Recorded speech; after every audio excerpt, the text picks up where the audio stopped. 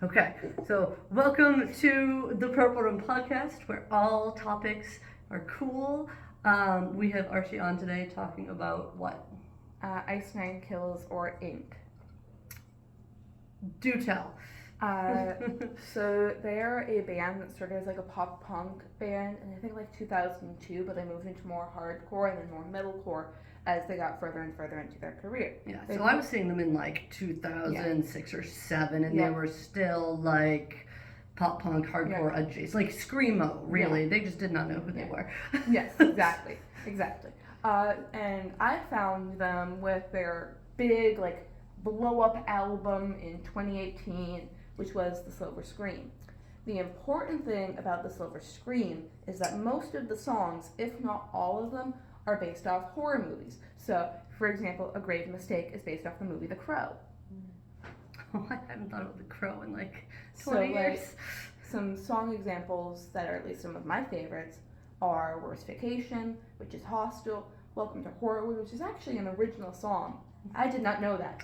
Okay. But it is an original song. And then It Is the End, which is obviously based off Stephen King's It, both the book and the movie and the miniseries. This is cool because both of the albums are based off concept albums. So an example of a concept album would be Plastic Beach by Gorillaz, which is a very well-known band. So what happens within a concept album is the music videos create an overarching lore. And the songs too, because I think like Clutch's Blast Tyrant, I think they only have one music video for that, but the songs are like loosely tell a story. Yeah. So The Silver Scream starts with American Nightmare, which came out like sometime within the span of 2018 fall. Okay. That's what I'm going to say because I know the exact dates, I can't remember them.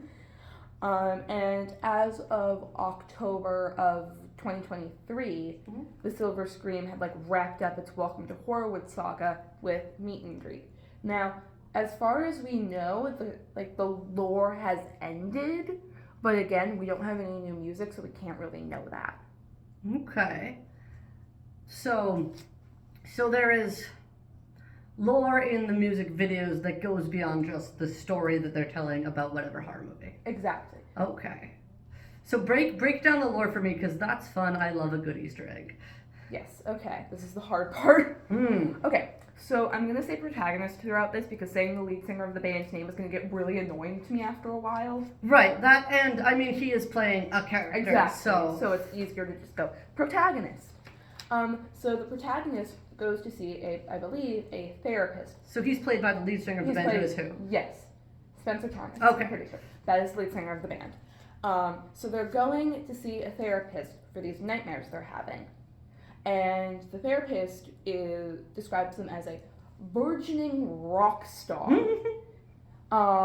So they begin to see this therapist. This therapist believes this person may be a psychopath based off the dreams they're having. So they go to I believe the psychiatrist who works in the office next to them and says, hey, have there been any, studies conducted on potential serial killers while they're committing their killings? Ooh. This psychiatrist explains to them that is not ethical at all. You cannot ethically do that. The therapist is asking this because they want to become famous. Because all of their colleagues are these big, famous therapists and all that. Like, do you know Dr. Phil? Oh, God, I wish I didn't. Yeah, it's like that, unfortunately. Hate that for this burgeoning rock star. Yep. Clearly, I'm already sympathetic. I'll pack bond with anything. Anyway, what happens is the therapist winds up sending our protagonist to the psychiatrist for meds to help them with these nightmares. What happens is our protagonist distracts the psychiatrist in order to get signature slips. Like the prescriptions are written? Okay. Yes, like that. Like the things that say, this person was assigned, given this by a professional. Got it. This will come back later. Shady. Yes. That is where American Nightmare ends, which American Nightmare is based off Nightmare on Elm Street. Then we go into Thank God It's Friday. My favorite. I love Jason Voorhees.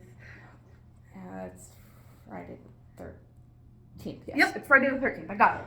Eventually. So thank God it's Friday. Is Friday the 13th, and what happens is in Thank God It's Friday is this. Our protagonist goes back to this therapist and continues to discuss their dreams. They discuss this dream. Da da da. The music video happens with all the fun references and all of that. And now my brain's drawing a blank. Okay. Gather yourself. Don't take a breath. Blanks happen. Okay. It's a dramatic pause for effect. So, like, what happens in the lore of it? Yes. Okay. Yeah, that's where I'm drawing a blank. I know what happens in the music video. I'm pretty sure nothing much happens. I'm pretty sure they agree that they need more meds to continue to help with the nightmare. And, they go to the psychiatrist and all of that. And, the therapist really solidifies their idea that this person is crazy. And then in A Grave Mistake, which is based off The Crow, we see that this therapist is starting to follow around what they are calling their subject outside of their appointments. So, the way this music video starts is it starts with them literally watching their patient just walking around taking a midnight stroll. Oh, stalking. That's what stalking. Okay. Essentially, yes. There's a word for that. It's stalking. Yes. Except they deem it as research. Oh, yeah, anything's possible when you lie. Exactly. So anyway, they follow the protagonist to a bar where the protagonist trades the prescription slips that we saw earlier to essentially a drug addict in order to get a drug, which they then use to spike the therapist's drink. Oh, he realizes that he's being followed. Yes. Okay, he knows he's being followed. Playing the long game. Yes. So they spike their therapist's drink after pretending to be, this is the funniest part, to me at least, they pretend to be a big publishing magazine, and I don't know how, because it's hysterical to me, because in the music video, our protagonist is sitting right there on the phone, pretending to be this big publishing thing, within eyesight of the therapist.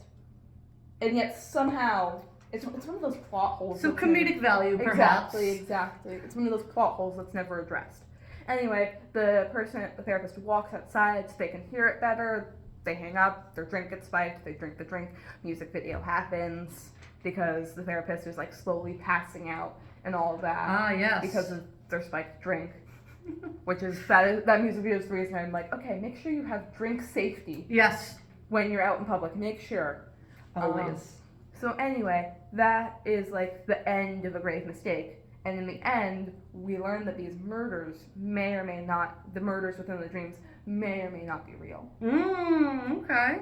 So that brings us to Stabbing in the Dark, which is essentially a prequel, because it's explaining stuff from our protagonist's childhood. Okay. So the therapist begins to look into the past of this person, our protagonist. I don't know why I said this person, but it's our protagonist. And so they do some Googling, they find that this person pretty much burst onto the music scene with nothing known about their past. I don't know if this is in reality or only in the lore. I'm pretty sure it's only in the lore. Anyways, after, researching that, we get the music video, in which we learned when our protagonist was young, a serial killer broke into their house, murdered their parents, their sister, and their sister's friends while they hid under the stairs. Ah, fair. Okay. Yeah. It's a lot. Yeah. So that brings us to my favorite music video out of all of them, and the funnest one in terms of the lore. It Is the End. Which obviously is it, and the book, and the movie, and the miniseries, and all that. So, in It Is the End, our therapist gets kidnapped. Oh, fun. And they get kidnapped by, this comes back later, but they get kidnapped by someone wearing a mask. Okay, it's pretty standard for kidnapping. Yeah. Kidnapping. This is important to the lore. Kidnapping. I will get to why they are wearing a mask later and why. Oh, it's not for the kidnapping. No. Okay. It's important. I will explain when we get to meet and greet. Excellent. So, in It Is the End, we see that both our protagonist and the therapist have been kidnapped. And they are at this old, like, it's actually a film at Canopy Lake Park during the off-season. Oh, awesome. Yes. But they're essentially at this old, like, carnival ride thing, and they're both, like, kidnapped there. Mm-hmm. And so the protagonist is essentially going, I didn't do those murders. I'm chained to a wall right now. How could I have done those murders? Fair. That's a fair argument. When they deliver that line, it is one of the funniest line deliveries on the planet. I'm not going to spoil it, but it is one of the funniest line deliveries on the planet. Anyway, they wind up getting separated from the therapist, and the therapist winds up going on this ride. And what winds up happening is they get to the end of the ride, and we get one of the best monologues on the planet, at least in my opinion, but I haven't watched that many movies with monologues, where they are explaining, where our protagonist comes out of the shadows in one of the coolest scenes on the planet going, yes, I did those murders. Which is kind of obvious once we watch, but they're just like, yes, I did those murders. I'm the one who murdered people because when I was young, you are the one who said, yes, the serial killer who killed his sister, his parents, and his sister's friends was deemed mentally sane by the therapist who they were seeing. Oh, he's playing the long game. Yep. I think he's a Gemini. So they essentially give the monologue, explain that, and explain how when they spiked the person's drink, they had only 30 minutes left to live. And that was 30 minutes ago. Excellent. That is a direct quote, by the way. And that was, of course it is. Of course it is. It's me. Which, after that, we get one of the best twists, I think, in my opinion, in the entirety of the lore. I'm not going to say ever, because there are probably way better twists. But within the lore, we find out that the therapist was framed for everything. Oh. And Is this still in the same music video? Yes. Oh my god. This is still, it is the end. It is the end. It's like 12 minutes long. Well, I mean, it is like a 40,000 page book. Yeah. So, really comes across that Stephen King was dipping into the booger sugar. That's how you get a 4,000 page book. I haven't read that. And I haven't read anything Stephen King, but we're getting off track. We are. So that at the end, we find out that they were framed, the therapist was framed for all of these murders at this house of horrors, as the news reporter knows. And the only one who escaped is our protagonist. And is now, as the reporter says, they are now being treated at a local hospital, where that brings us to Numbers Up. Okay. Which is obviously Scream. Yeah. Where Numbers Up kind of serves as the transition from the Silver Scream era to the Welcome to Horrorwood era of lore. Oh, that's good to know. Yes, so you switch from the lore from Silver Scream to the lore of Welcome to Horrorwood, and it's connected by your Numbers Up. Okay. So, not your Numbers Up. I don't know. I always go your Numbers Up, but it's Numbers Up. Okay. I think that's because I won't call you out. I think it's because your Numbers Up sounds better. It does sound better, I agree. But, Numbers Up is obviously based off Scream. And so within this music video, we see that they're at the hospital, they're getting treated, and their fiance, who's there with them, gets murdered by someone in a ghost face mask. Yep. Fair. Don't go watch this music video if you don't have a high gore tolerance. Okay, that's good to know. I'm gonna give that warning now. I don't. Yeah. So we see them get murdered, and obviously the one who gets, for plot convenience, the one who gets framed for it is our protagonist. And it's so fun telling this when I know all the twists. I know all the twists. So that's the end of your Numbers Up, which brings us to Hip to Be Scared, which really doesn't have any relevance to the plot. It's essentially explaining that the tracks from Welcome to Horrorwood are all videotapes that are associated. This is hard to explain, but the videotapes are in canon as the Welcome to Horrorwood album, because within canon, Ice Nine Kills is a thing, and within the canon of the lore, Welcome to Horrorwood exists. So the Welcome to Horrorwood music videos that we are watching are canon in the lore as the Welcome to Horrorwood music videos.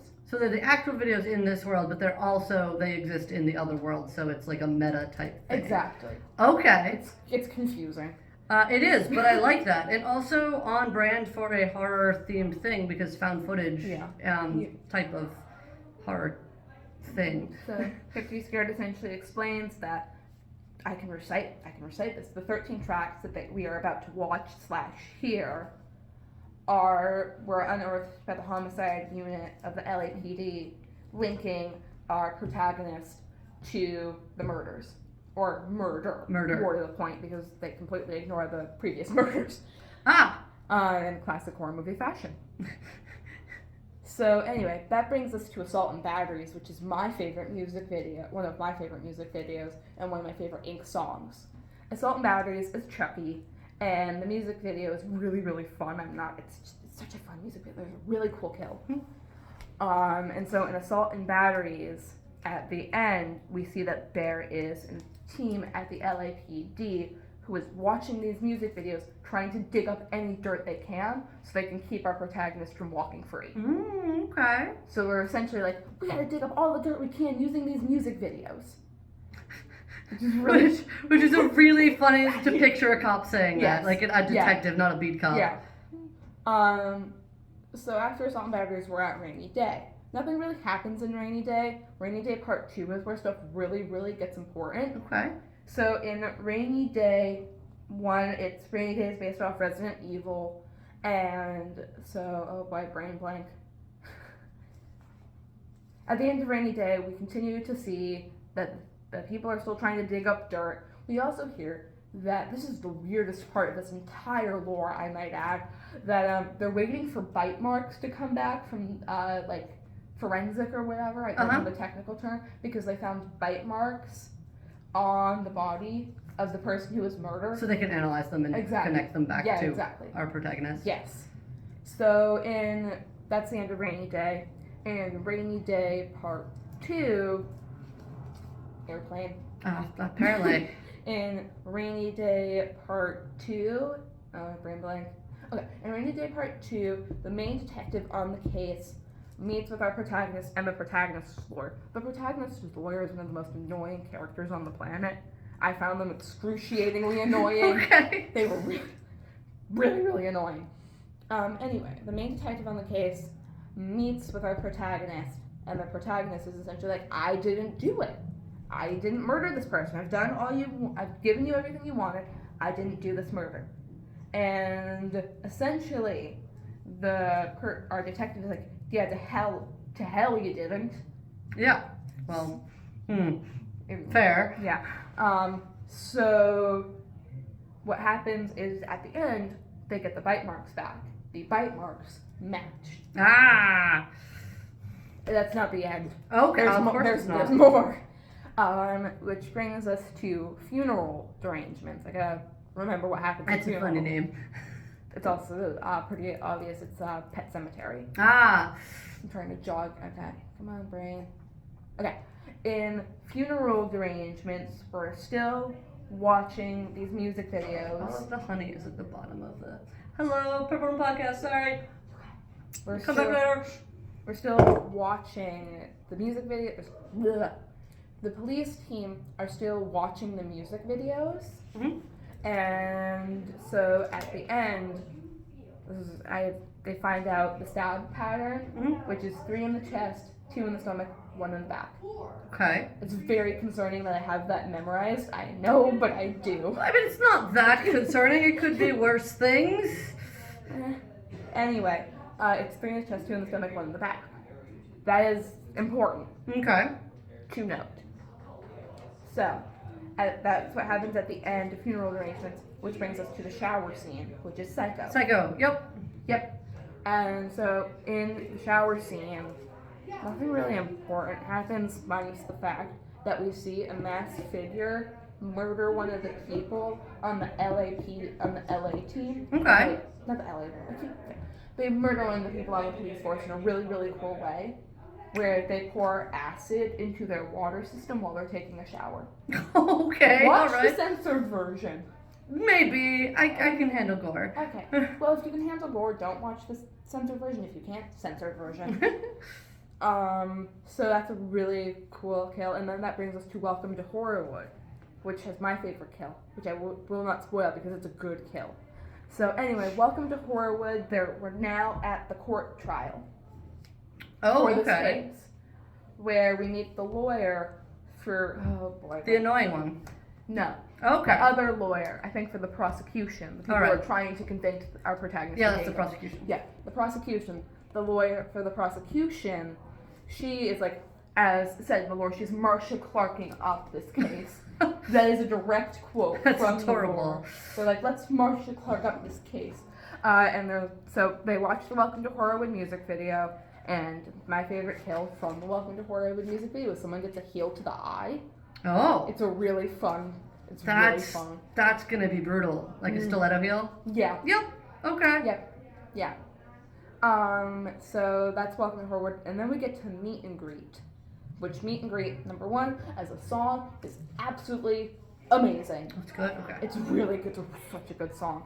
Meet and Greet is based off Silence of the Lambs, and so what happens in Meet and Greet part 1 is we watch the music video. It's the last tape that the police team has, and so what happens is the main person is watching this music video, and they get to the end, they switch on the news, and they see that the state has chosen to not continue with the trial because people in the jury were seen in the Welcome to Horrorwood music video. Okay.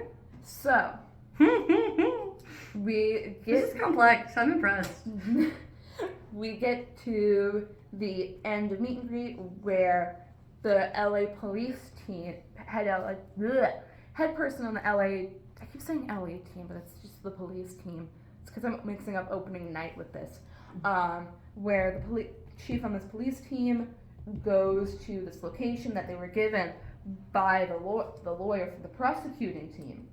I think you can see where this is going. I can. The prosecuting lawyer tells them, okay, meet me here. Which I'm pretty sure brings us to Meet and Greet part 2.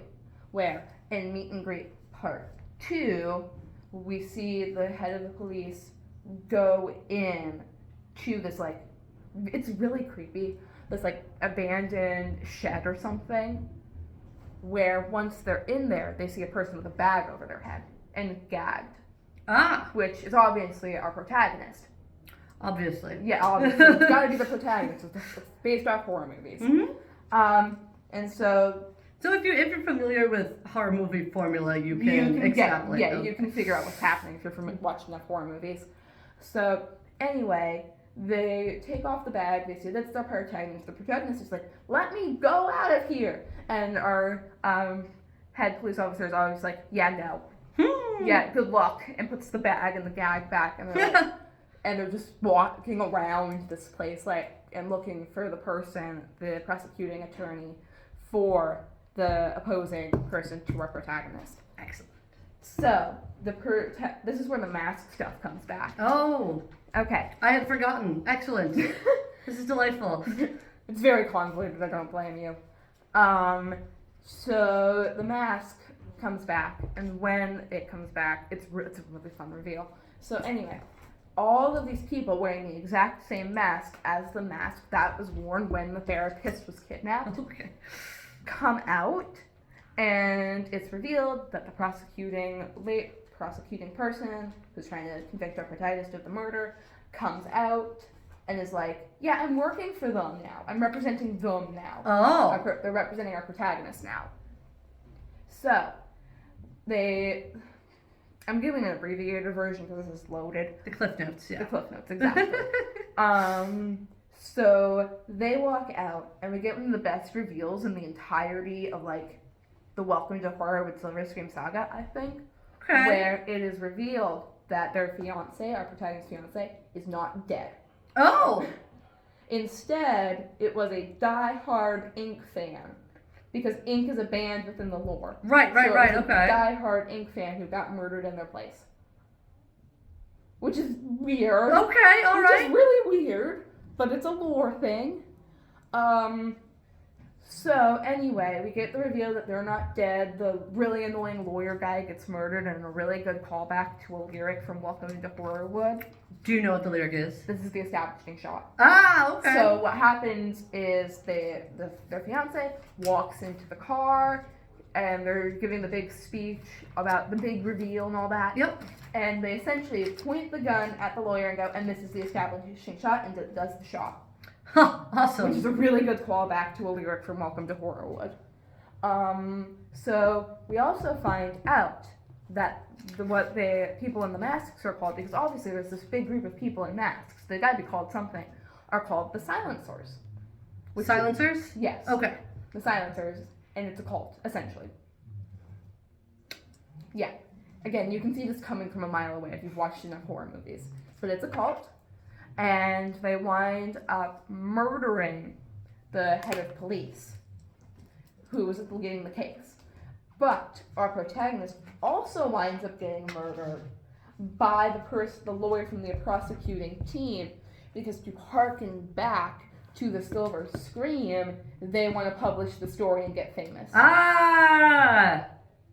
It's really, and that's where the music video for Meet and Greet ends with a limo with them inside getting driven away, with the person who was supposed to be driving it murdered by a silencer. Awesome. That was really That's good. the end. So, to wrap up, you said the lore ended for now. For now, yes. The lore has ended for now with Meet and Greet. Mm-hmm. Excellent.